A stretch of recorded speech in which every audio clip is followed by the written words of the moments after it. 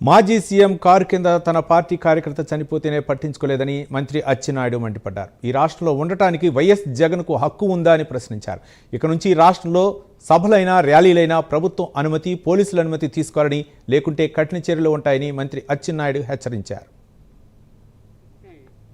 ఆయన కారు కిందే ఆయన కార్యకర్తే పడి చనిపోతే సాయంత్రం వరకు ఒక సాధారణంగా పడి చనిపోయిన వ్యక్తిగా తీసి పక్కన పడేసి నువ్వు యాక్టివిటీస్ అన్ని తీసుకుంటే నీకేమనాలి?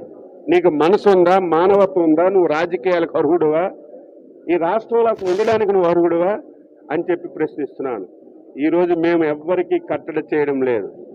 చట్టానికి అనుగుణంగా ఆ రోజు కూడా మీరు పల్నాడు వెళ్తామంటే 3 వెహికల్స్ వెళ్ళండి, 100 మందితో వెళ్ళండి అంటే నువ్వు ర్యాలీగా వెళ్ళావు. ఇక నుంచి ప్రభుత్వ పెర్మిషన్ తీసుకోవాలి.